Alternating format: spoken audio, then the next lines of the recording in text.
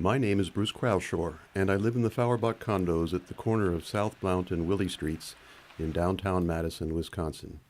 In June 1998, I wrote a letter to the city of Madison pointing out the many dangers of the intersection. This is the 14-year history of that intersection. Just so there can be no confusion, the intersection is the one where Blount crosses Willy Street, and the sidewalk is adjacent to and on the south side of Willy Street between Blair and Jennifer Streets. So, why is the intersection so dangerous? The Harvester Plaza and Machinery Row buildings were renovated and are occupied by commercial tenants and a restaurant. Willy Street was completely reconstructed, and several new commercial tenants have occupied space along Willy, and new residential buildings have been constructed or renovated along Willy Street and within a block of Willy on side streets.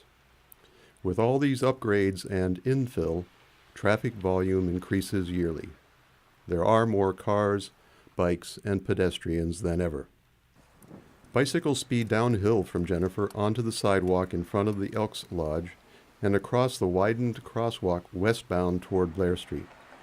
Bicyclists also zoom in the opposite direction, eastbound toward Jennifer Street. They pay no attention to turning cars when they cross the crosswalk, as if they have the right-of-way. Bicycles compete with pedestrians on the sidewalk, and they also use the new bike lane eastbound on Willy Street. There are 4 lanes of auto traffic on Willy Street between Blair and Jennifer, plus new bike lanes have been marked on the north and south sides of Willy Street. Cars make U-turns at the intersection and attempt to turn onto Blount or attempt to turn from Blount onto Willy Street.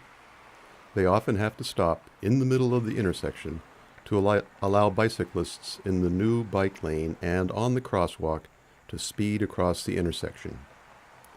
There are bus lanes on the south side of Willy Street a few feet east of the intersection, and on the north side of Willy Street a few feet west of the intersection. 3 major east-west bus lines stop at the bus stops. There have been serious accidents at the intersection and countless unreported near misses. So in the 14 years since that first letter, what has the city done? To encourage bicyclists to use the sidewalk in both east and westbound directions, it painted yellow stripes on the sidewalk. It did not paint pedestrian icons like those in front of Monona Terrace. It added bike lanes on the outer edges of Willy Street in both directions. The city put up signs at the next intersection where Willy Street meets Blair Street. The signs warned bicyclists to slow down.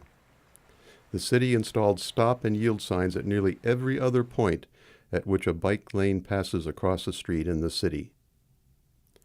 The city required the Elks Lodge to cut back low shrubs.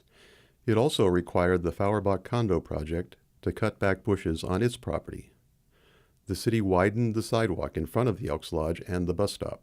It installed a detector in Blount Street, which is designed to activate the red light at Jennifer. The city constructed an elaborate bicycle crossing at the intersection of Regent and Monroe Streets near Breeze Terrace. This intersection is very similar in layout to the one at Willy and Blount Streets near Jennifer. I don't have statistics, but I would bet as many vehicles and bikes cross the Willy and Blount intersection as cross the Regent and Monroe intersection. And yet the city of Madison installed bike-specific signals and a wide green crosswalk at the Regent-Monroe intersection. Why does the city of Madison refuse to acknowledge the danger of the intersection? My wife and I and our neighbors, many of whom have sent emails to the city over the years, are avid bicyclists.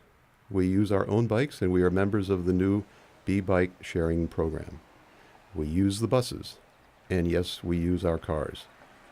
When we drive our cars, we shudder when we approach the intersection of Willy and Blount Streets. We shudder at the prospect of having to stop suddenly to avoid a bicyclist speeding across the crosswalk.